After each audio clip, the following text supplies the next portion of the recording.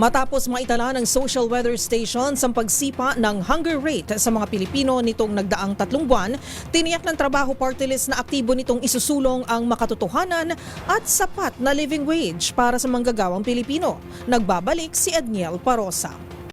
Itutulak ng 106 Trabaho Party List ang kanilang mga platapormang layong mapataas ang sahod at mapalawak ang mga benepisyong nakararating sa mga manggagawang Pilipino.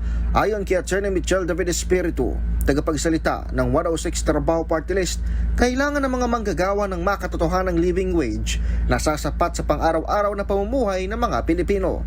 Inihayag ng 106 Trabaho Party List na ang mababang sahod ay hadlang sa pagkamit sa katiyakan sa pananalapi ng mga manggagawa. Kasabay nito, iniulap ng social weather stations na dumami pa ang bilang ng mga Pilipinong nakaranas ng kagutuman sa nakalipas na 3 buwan.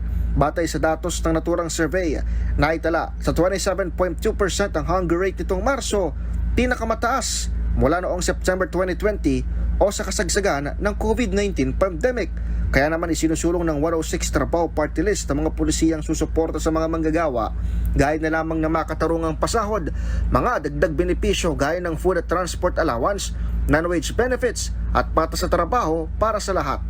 Una na rin inihayag ng 106 Trabaho Party List nominee na si Ninay Chavez na mahalaga ang dagdag na allowances para sa mga manggagawa upang may mahugot sila sa oras ng pangangailangan.